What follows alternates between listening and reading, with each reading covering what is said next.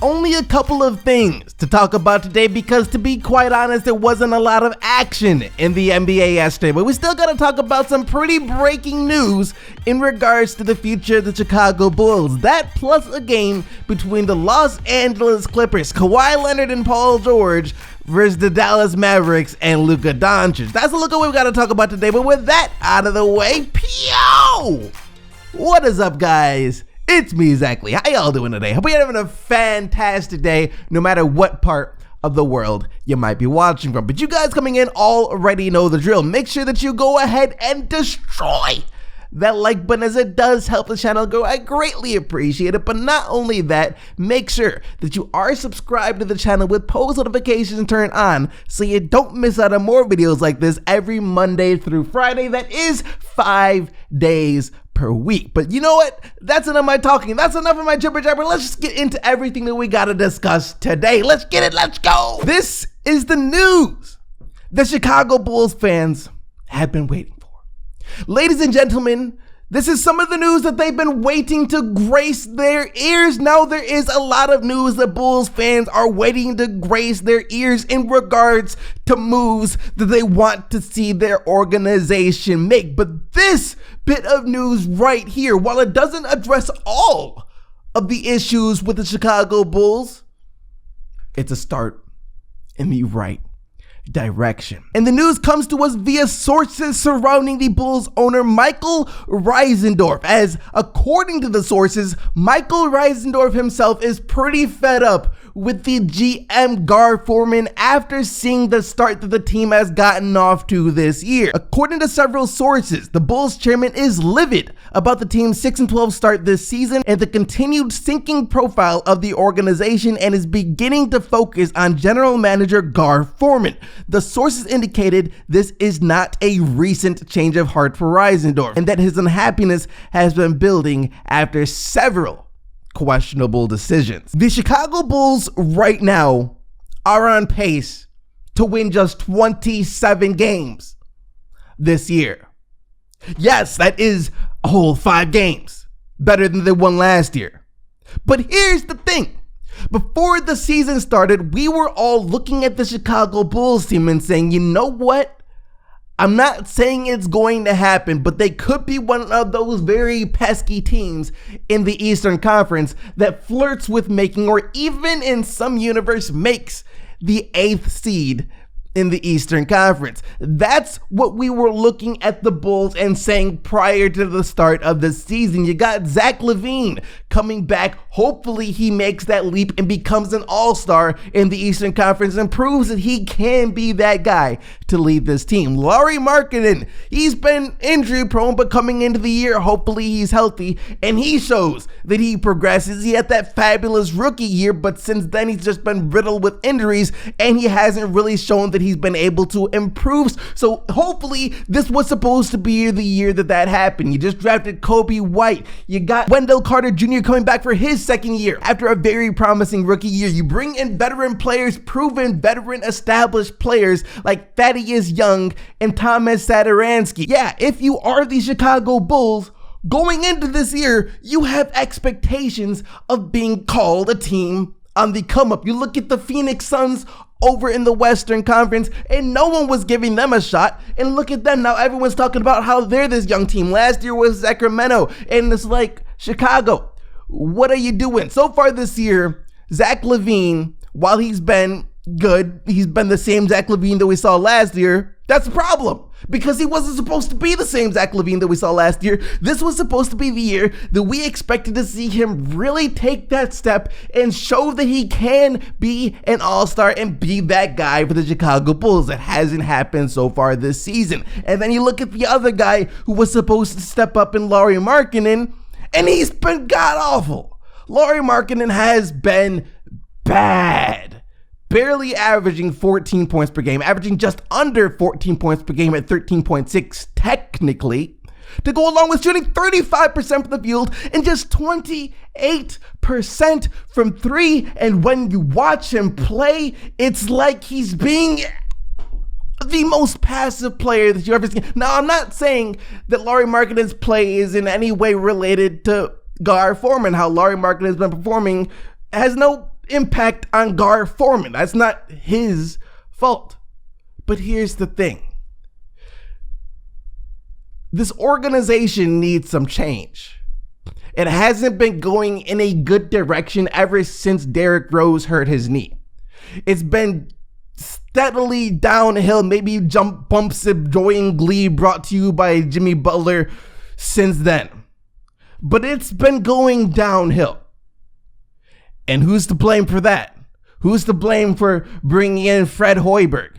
A guy that really lost the respect of Jimmy Butler for the entire Bulls organization. A guy that Jimmy Butler absolutely hated, and a guy that everyone on the team absolutely hated, Gar Forman. And it's been proven time and time again that while trades can impact a team, and while making a trade can turn things around for an organization, and I'm sure after this news breaks, Gar Forman is going to be on the phone with everyone in the NBA trying to make sure that he can set up some trade for the Chicago Bulls in December when the rest of the league becomes available for trade. Because now his job's on the line. He knows he needs to turn this around, so he can guarantee that the Chicago Bulls are going to look to make some type of a deal, because this is it for Gar Forman. If he doesn't perform this year, it's over. But the Chicago Bulls, they don't just need a trade. They need a new GM, because it's been proven that one of the things that you can really do to right the course or to mix things up in your organization isn't necessarily by swapping out players. It's by swapping out the guys up top. The general managers. I mean, the perfect example of this will be the Phoenix Suns. Up until recently, they've been the laughingstock of the NBA. And then you look at last year, they bring in James Jones as their GM. They promote him to general manager of their organization. He was vice president of the organization before that. And look at the moves that he's done. And look at everything that's happened under his general managership, where he's helped bring guys like Kelly Oubre. And then this offseason brought in veterans who were willing to buy into what Phoenix is doing. And not even that, but veterans that can actually play in Aaron Baines, Dario Saric, Ricky Rubio.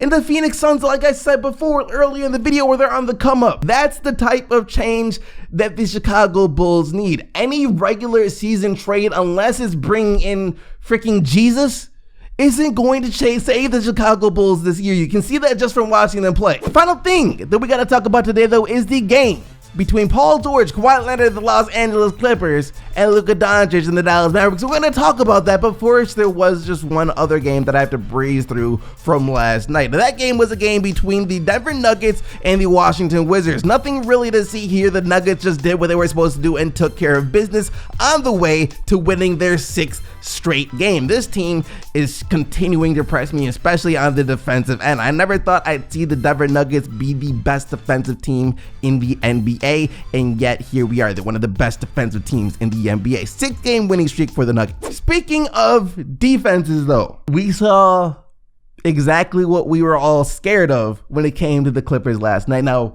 coming into the season, I wouldn't say that everyone was scared of the Clippers for offensive purposes. Yes, they were going to be a consistent offensive team, but they weren't going to be an offensive threat like Golden State, where they were trying to run you out of the building every single night. So we weren't as scared of the Clippers' offense as we were of their defense.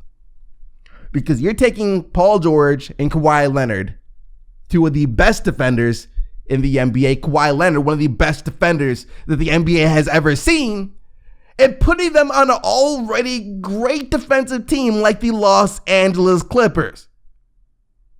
And this is the result. They completely stomped the life out of Luka Doncic and the Dallas Mavericks last night. 114-99 the final score. Did you guys know that Dallas coming into this game on their 5-game winning streak, in which Luka Doncic was killing it during that 5-game winning streak, they were averaging just under 130 points per game, shooting the lights out from 3 and shooting the lights out from the field. Like I said, Luka Doncic averaging a 30-point triple-double during that span. And the Clippers hold them to under 100 points. Luka Doncic himself 0 of 8 from 3, 22 points, wouldn't have had nearly as many had he not managed to get to the free throw line 16 times. And if you look at what the Clippers just did to Luka Doncic and the Dallas Mavericks, and you think of a matchup between them and LeBron James, Anthony Davis, and the Los Angeles Lakers, I mean, they could lock up anyone on the Los Angeles Lakers just like they did everyone especially Luka Doncic on the Los Angeles Clippers, except for one guy.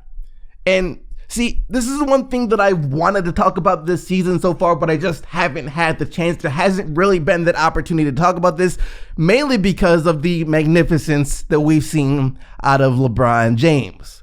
And that is the fact that while, yes, LeBron James at 34 years old has been magnificent for the Los Angeles Lakers this year, he's, in my mind, still been their most best player. He's still been the MVP. If the Lakers are to win a championship, and if, more specifically, if they're going to get past the Los Angeles Clippers in the Western Conference, LeBron James isn't going to be able to be the MVP for the Los Angeles Lakers. The MVP of the Lakers would have to be Anthony Davis. Meaning that Anthony Davis, while he's been great for the Lakers this year, he's going to have to take it up another notch, because he's the guy that the Clippers would struggle with trying to defend the most. They can clamp up everyone else on the Lakers, like I said, except for Anthony Davis. The combination of Paul George and Kawhi Leonard.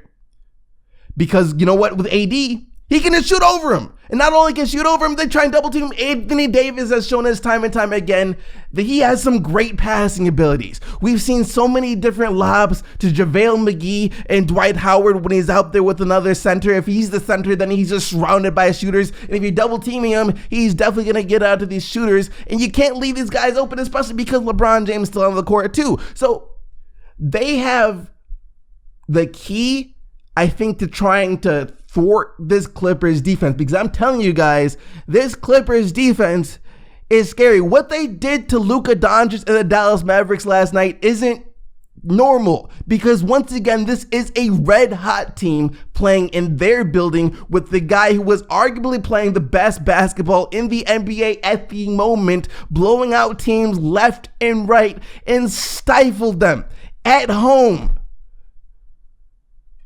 That's not normal. But Anthony Davis for the Lakers, I think, is the key. I think he's the guy to cracking that defense that we just saw the Clippers display last night. Let me know what you guys think about all of this down in the comment section below, though. What do you think about the Bulls getting ready to fire their general manager? Is that the moves that they should make? Let me know that. Also, let me know your thoughts on this Clippers defense down in the comment section below. You agree with my take on Anthony Davis would have to be the best player in that series if the Lakers were to be able to win? With all of that said, though, thank you so much for watching. You guys already know that you are the real MVPs, but until tomorrow, keep getting the buckets, Team SDC, and I'm out of here.